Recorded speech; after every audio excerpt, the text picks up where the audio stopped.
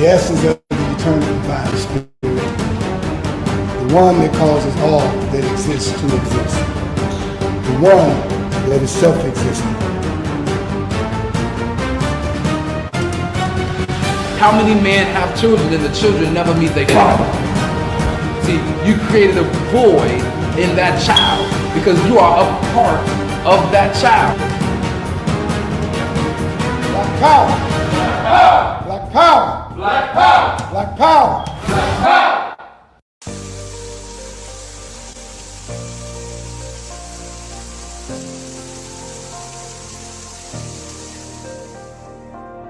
Are you feeling fatigued and can barely make it through the day without some type of caffeine? Are you on a journey of healing your body but need a little help? Then alkaline water is what you really need. Alkaline water has many benefits. Alkaline water can help restore pH balance in the body. Consuming beverages such as soda and coffee can make your body acidic. Did you know that too much acid in your body has been linked to an internet, heart disease, obesity, diabetes, autoimmune disease, chronic pain, and other chronic conditions like gout and arthritis? Those who use alkaline water have reported increased energy levels, clearer skin, reduction in inflammation, better digestion, and many other health benefits. I've used alkaline water for years, and it's been instrumental in sustaining my health when I was diagnosed with sarcoidosis. Are you ready to take responsibility for your body's health? If the answer is yes, then our alkaline water is just what you need. Bring your own bottles. It's only $3 for each gallon. To place an order or for more information, you can reach us at 773-846-3091. Thank you in advance for your support.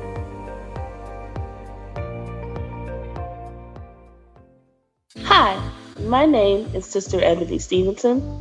I am your announcer for today. Welcome to the Toma Nation's weekly Sunday worship service from 12 p.m. to 2 p.m.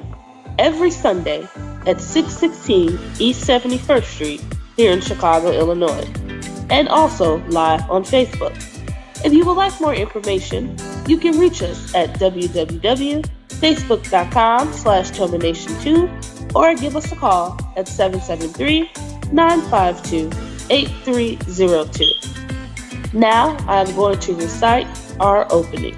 In the name of the eternal divine spirit, the one that causes all that exists to exist, the one that is self-existent, the one who directs the sunships of millions and trillions of years, and the one who made time the seed of the universe, known among the ancient Kemites or Egyptians as Amun-Ra and Aten, among the Hebrews as Ansal, Yahweh, and Elohim, among the Christians as Lord, God, and Jehovah, among the Muslims and Islamic world as Allah, the one God, among the Rastafarians as Jah, Rastafari, among the Yoruba tribes of West Africa as Olumare, Eshu, and many other Orisha names.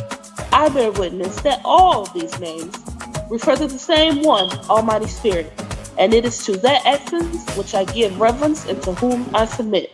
I boldly proclaim that we, the descendants of those black men and women who survived the transatlantic slave trade, are the Lost 13 tribe, born in North America and are of a Nubian Kemetic lineage. I further proclaim that the blood of all the nations of the earth flows through our veins. I greet you in the ancient but holy words of peace, Hotep, Shalom, Assalamu Alaikum, Habaragani, and Ashe. Now I am going to recite the 13 points of what we believe and know. Number 1. We believe and know that we are not to repeat the mistakes of the past prophets and messengers of the Almighty Creator of the heavens and earth. Number 2. We believe and know that we can only establish an economic base through the application of the knowledge of self and the incorporation of the ideologies of the Honorable Marcus Garvey, the Honorable Elijah Muhammad, Mahatma Gandhi, and Ben Ami. Number 3. We believe and know that the prophets and messengers of the Holy Bible, the Holy Quran, and the Kemetic Holy Books were all black. Number 4, we believe and know that Jesus Christ of 2,000 years was and is a black man.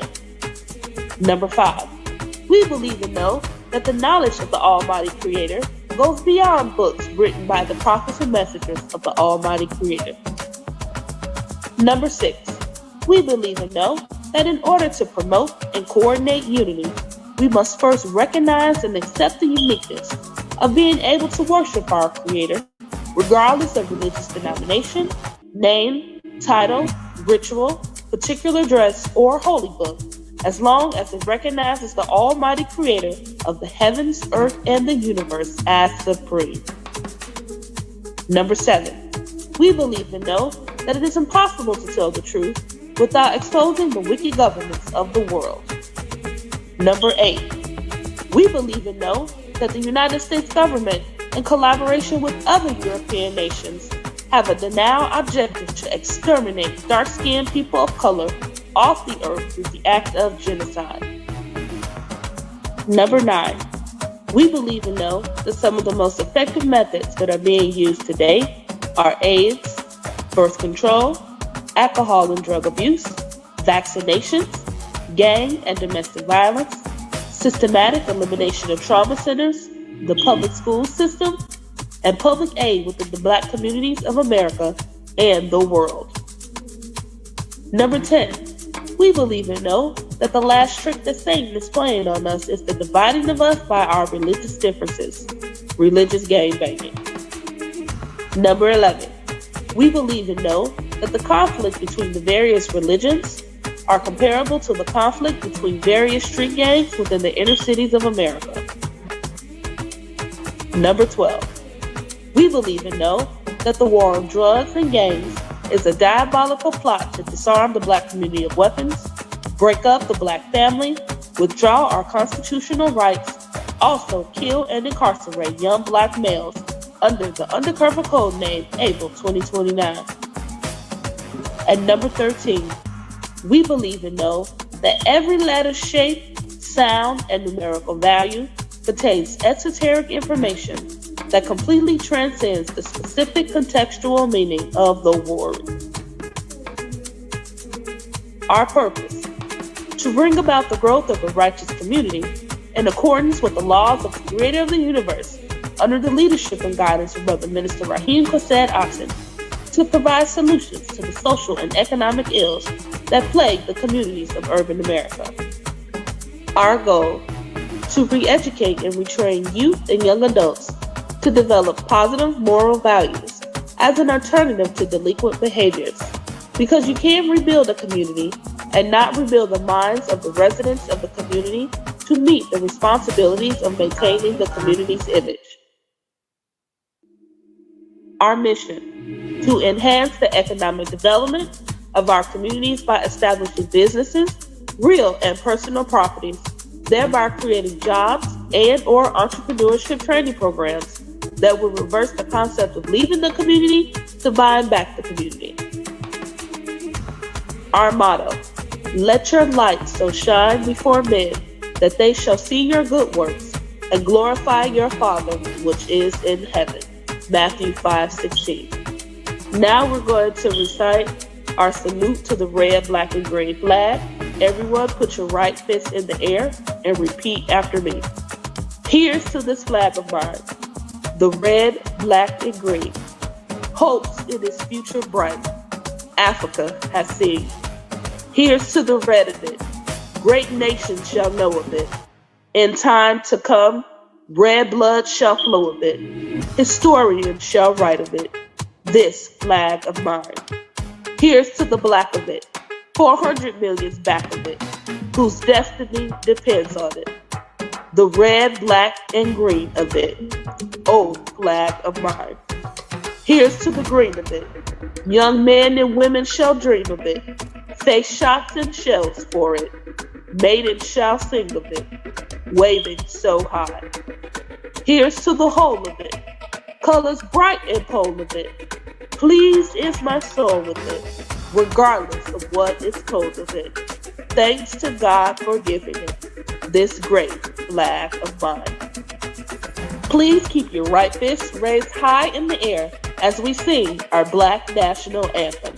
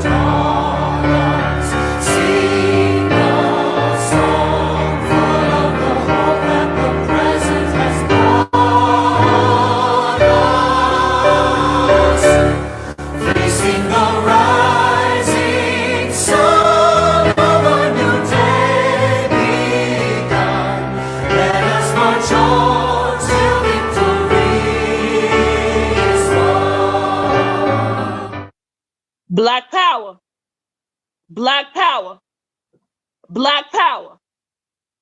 Black power is the power to define, develop, and defend that which is in the best interest of Black people. Greetings, Black family. My name is Sister Ebonee Stevenson, and we are the Toma Nation, located here at 616 East 71st Street, right here in the Grand Crossing community of Chicago, Illinois. Today, I'm going to be discussing a very weighted topic with you called the missiles of mass destruction. But before I get started, we're going to do a little exercise. So I want everyone at social media land watching us live, and those of you who are here in person, to join me in this exercise. So the first thing I want you to do is close your eyes. Take a deep breath. Visualize the air flowing in through your mouth and your nose, down your trachea in your throat, into your lungs. I want you to visualize the little pieces of oxygen flowing through your body as your circulatory system carries that oxygen throughout your cells.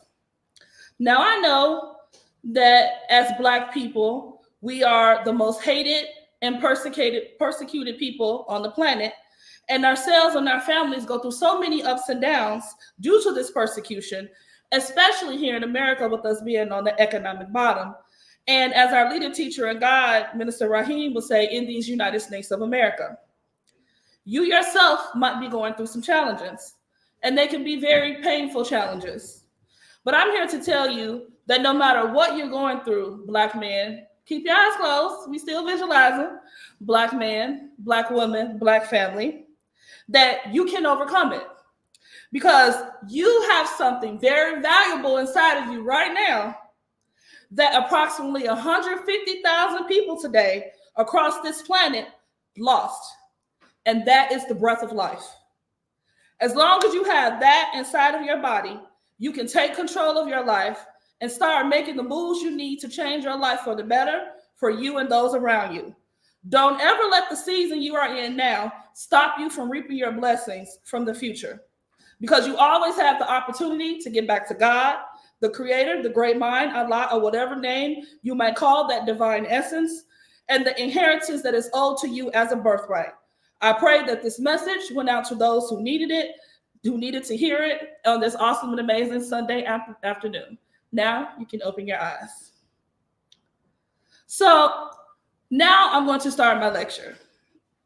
Now I want you to imagine a family, a Black family. Let's say the mom and dad and his 4 kids, right? It's a Friday night. You know, back in the day, I feel like I've gotten old enough to say back in the day. When, you know, Black families used to do the Friday night dinner. You know, you might have like fish and spaghetti and a salad. You know how the Black family used to do Friday night fish fry, right? You might be sitting at home, you know, your dad sitting on the couch, you know, flicking the channels on Netflix, trying to find a family, you know, friendly movie. The mom coming in with a big bowl of popcorn for y'all to enjoy y'all popcorn on the movie while y'all watching the movie. And then all of a sudden, you hear missiles flying past your window. And then the whole family hits the floor to avoid being hit by these missiles. Now, usually, you know, when families are together watching a movie, you're in the living room. And what's in the living room? Lots of windows, right? And so what happens when the missiles fly by? The family hitting the deck, you know, trying to cover the children. And then, you know, they stay on that floor until what? Until the missiles start flying by, right? Until the shooting stops for at least a couple of minutes after, because they want to make sure everybody's safe. So then after about 10 minutes, it's over. The missiles start flying. The family gets up. The dad hits the remote control, puts Netflix back on, and the family starts eating popcorn again. Does that sound normal? It sounds quite insane, doesn't it? But it's a fact of living and normalcy in almost every inner city of America in this country, that this thing about these missiles flying at us has become so normalized, and we've become so desensitized to it that it's so normal. We just get up and resume operations, right? Resume what we were doing, resume our phone calls, resume talking to people, resume having fun, right? And so I just wanted to start with that. Now, according to the Oxford Dictionary, a missile is an object which is forcibly propelled at a target either by hand or from a mechanical weapon. In the Black community, when you see the aftermath of these shootings in our neighborhoods, the shell cases look like mini missiles. Here at Toma, we refer to the guns that shoot these mini missiles as quick kill weapons of mass destruction, because they are designed to hit as many targets as possible. Now, why do we need weapons in our community designed to hit as many weapons as possible, like we're in a war zone? Because in that situation that I gave you about the family sitting, minding their own business, and missiles are flying past their window, that's because for many Black people in urban America, we are living in war zones. Do you know that Black people in this country are at least 4 times more likely to be killed by a gun than the overall US population, and 12 times more likely than white people to be killed by a weapon?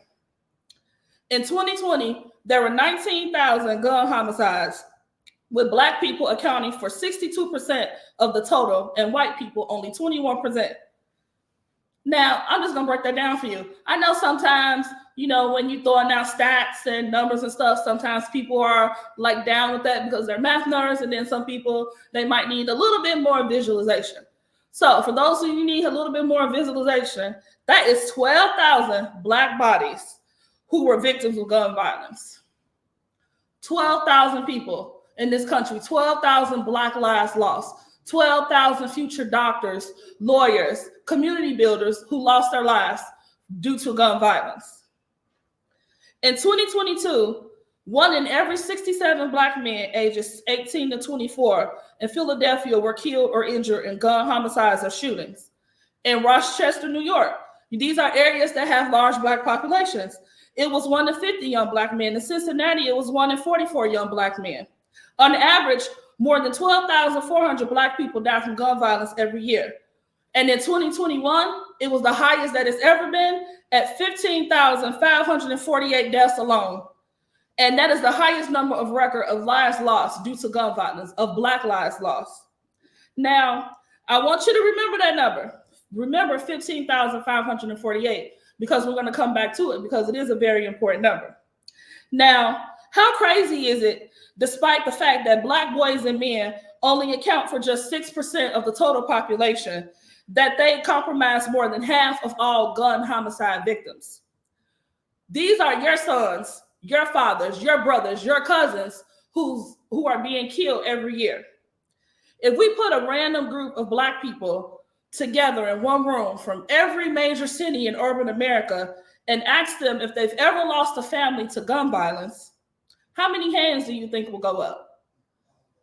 How many people in this room have a family member that they've lost to gun violence? All of us, or almost all of us. You done lost somebody in your family, somebody that you love, to gun violence. So does that remind you of a war zone? That in these inner cities across urban America, that all of these Black lives are being lost with these quick kill automatic weapons of mass destruction? That is not normal, folks. And we got to stop normalizing these deaths.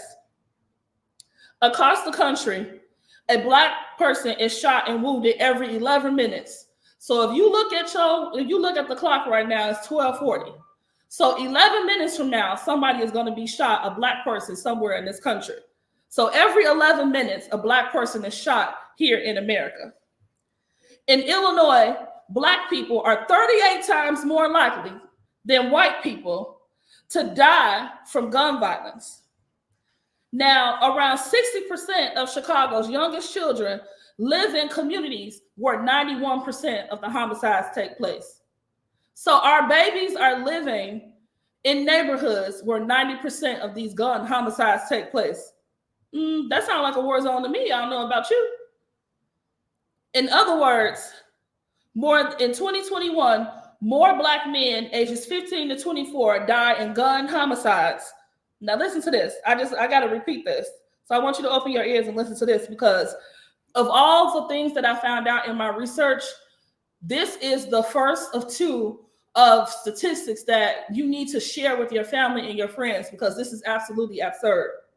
In 2021, more Black men ages 15 to 24 died in gun homicides than from unintentional injuries, suicide, heart disease, COVID. More Black men aged 15 to 24 in 2021, during the height of COVID, 2020, 2021, died of gun violence than all of these diseases: cancer, non-firearm homicides, diabetes, congenital abnormalities, and chronic respiratory diseases, police shootings, cerebrovascular disease, anemia, sepsis, influenza, and pneumonia, and HIV. All of those things combined, that there were more Black men aged 15 to 24 who died from gun violence. And all of those things put together, all of the diseases, death by cop, all of the things that kill Black men every year in America.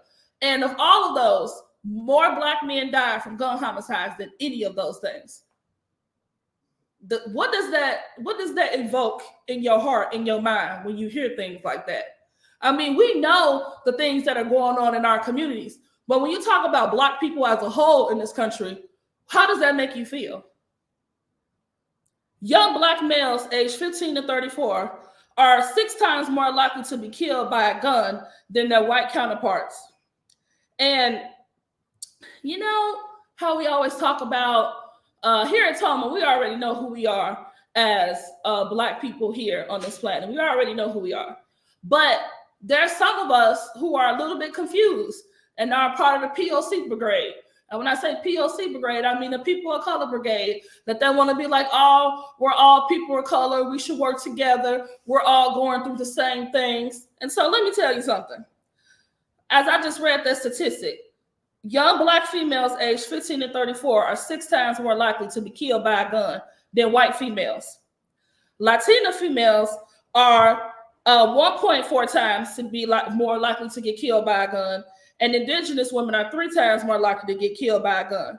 Now, once again, we lead the statistics of young Black women ages 15 to 34 being killed by these automatic quick kill weapons of mass destruction.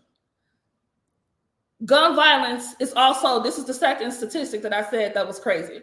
Gun violence is also the leading cause of death for Black children, in large part because of the severe burden of gun homicides on Black communities.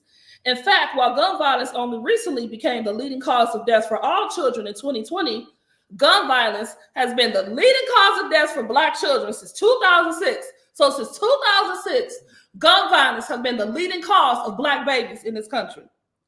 73% of gun deaths among Black children are gun homicides, and in 2021, Black children were 13 times more likely to be killed in a gun homicide than white children. What does that evoke in you? How does that make you feel? Do you feel sad? Do you feel angry? For those of you who have lost family members to gun violence, and now something that we know we've seen here in Chicago, that is little babies out here who are getting killed, how does that make you feel? Or are you just numb like so many people because we've grown so accustomed to living in this war zone here in the urban hell of the United States of America that it just doesn't matter. It's just, hey, as long as it wasn't my family, isn't it what we see in our community? As long as it didn't hit my window, as long as it didn't hit my people, we have a tendency to only get concerned and only want to raise hell when one of those missiles hit one of ours. And instead, anytime a missile hit any of us, we should want to raise hell. I keep mentioning something in this lecture, and that's about not only the missiles, but I told you to keep that number in your head.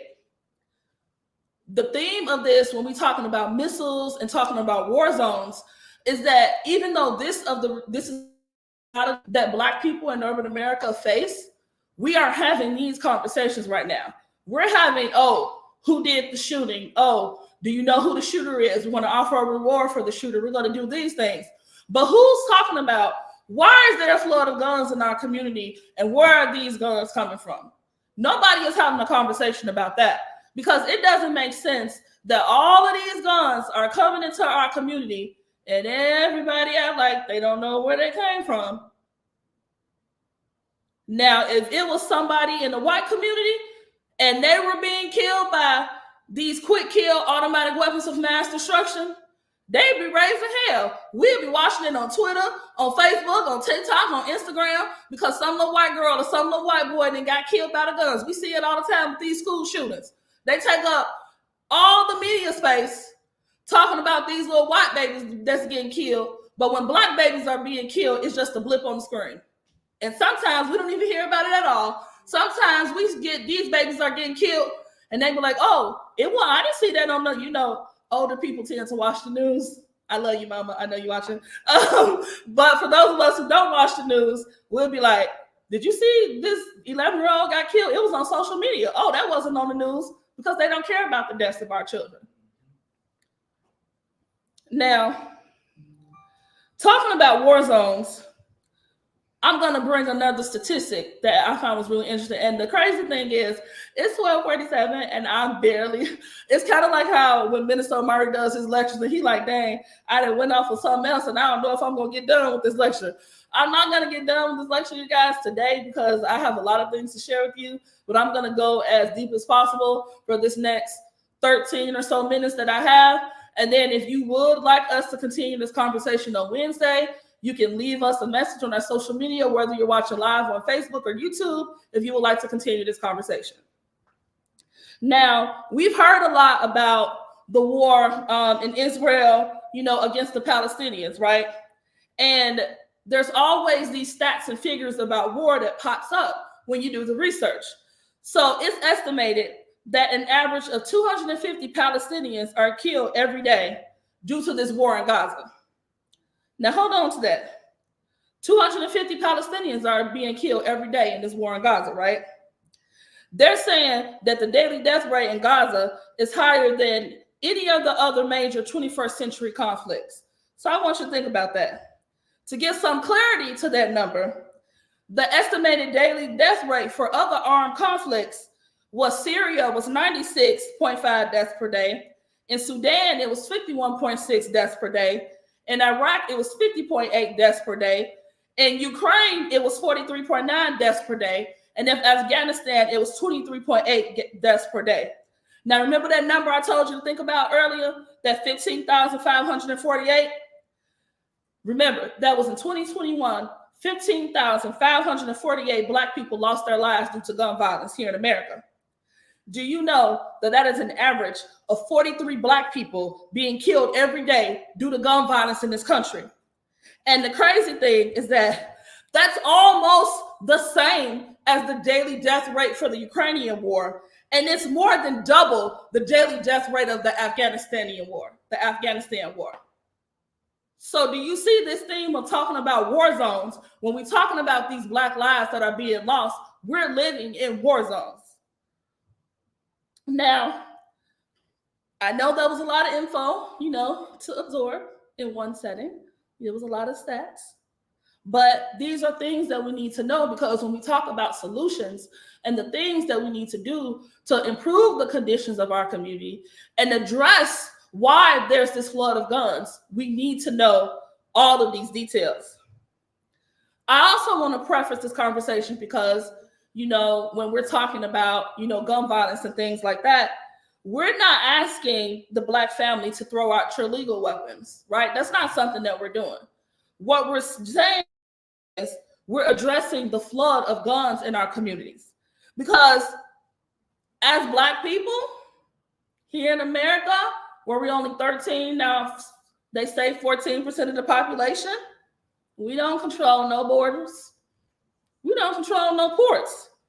So how are all these automatic quick kill weapons of mass destruction entering our communities systemically all across the country where there's a large population of Black people? It don't matter if it's Chicago, it don't matter if it's New York, it don't matter if it's Philadelphia, it don't matter if you in Oakland or Los Angeles, where there are large communities of Black people, we are being killed by these military weapons. Why is that? If it was an accident, it would be maybe 1 or 2 deaths. But we're talking about over 40 deaths every day of Black people being killed by these weapons. That's not an accident. On April 20th, on Saturday, we held an anti-violence rally against gun violence at the Center of Hope for the Chosen Ministries in West Inglewood at 1423 West 69th Street. And we actually had these conversations with our community outside during the brave cold, but we had a great turnout and we had a great conversation about what do we need to do to address this gun violence in our community. Now, I want to share a scripture with you. And this scripture is going to make you think about gun violence in a different way. And this is something that we talked about at Toma. It's Matthew 13:25. And it says, "But while men slept, his enemy came and sowed tares among the wheat and went his way." The NRA, the government, and other bad actors in our communities, from the Caucasians, the Arabs, the Latinos, and the Asians, are all benefiting from the deaths of our Black babies and the destruction of Black communities. Do you find it strange that those people that I just mentioned, some of them also have access to what? Borders and ports. This is real out here, y'all. This isn't us doing any spookism or guesstimating anything. We've had this conversation for a very long time, even in the 90s in Toma Nation, when we're talking about where these guns are coming from. And Minister always shared that there was an article that he used to have the paper, I think it was the Sun-Times or the Tribune, where they showed with these gun buyback programs that the police often have, where there are nowadays they give you a gift card, $50, $100, turn your guns in, where they actually did an investigation and showed that many of those weapons that you are turning in at these gun buybacks that are supposed to be destroyed, by the way, are actually winding back up on the streets in our communities. What does that make you think about? That the police are supposed to be destroying these weapons, and they just, somehow wind back up on the streets in the community in a shooting, right? Who's tracking that? I haven't seen any reporters or anybody talking about that since Minister talked about that article. And that was what, in the 90s, right? And so I have 6 minutes left. And I'm just gonna take that 6 minutes to talk about solutions. Now, like I said, if you would like us to continue this conversation, please drop us a comment on Facebook or on YouTube if you would like us to continue this conversation Wednesday at 7:30 p.m. Now, here at Toma Nation, we have a hospitality patrol called the Original Men in Black. Now, the original Men in Black is not like your typical street patrol. The original Men in Black, the OMIB, is about hospitality, showing our community love, right? Going out and helping escort, the women to their car when they're coming from the grocery store, having conversations with community. And when there is a situation that needs to be de-escalated, the original Men in Black have decades of experience of de-escalating these situations so that you don't have that situation where you're somewhere and there's violence, because they know how to talk to our people. Everybody can't talk to us. Everybody can't de-escalate situations in our community. And so the original Men in Black is a part of that solution. So we are looking for a few good Black men who will want to join an organization as the original Men in Black. And if that's something that you are interested in, you can always reach us at 312-505-2829, or come check us out on the Sunday here at our headquarters in the Grand Crossing community of Chicago, Illinois, at 616 East 71st Street. So original Men in Black was one of those solutions. At our rally that we had on April 20th, one of the other solutions that was put up by Brother Lionel Muhammad was that we have to get back in connection with our brothers and sisters who are coming out of the prison system, who are currently incarcerated. Because we know that Black people have a high recidivism rate of going back in prison, because when they get out, they don't have those resources and they wind up doing something and get locked right back up. And I've had conversations, even when we talk about recidivism, with youth coming out of the Audi home, right? The Audi home is the youth detention facility here in Cook County. For those of you who don't know, it's actually called the Cook County Juvenile Detention Center. And I've had one-on-one conversations with those youth. And it's crazy how, when I said in the beginning, with us being on the economic bottom, how sometimes youth will do anything just to get locked back up so that they can have a safe place to stay, food to eat, and not have to sell their bodies on the street. These words aren't coming from me. These words are coming from youth that I talk to when I used to go in to the Audi home. And so we have people like the original Men in Black. We have people like Brother Lionel Muhammad who are out here doing stuff in the community to make connections so that we can get back to this notion that Black lives have value. I don't want to say Black Lives Matter, because we all know what kind of sham the actual Black Lives Matter movement was in their organization. But I want to say that Black lives has value. And we've got to start teaching our babies and teaching our community that these lives that are being taken by these guns, it's not just their lives. These guns are cutting off entire bloodlines. Like I said before, you don't know how many future saviors of messiahs that could have saved your life, could have saved the lives of your community if they had a chance to live.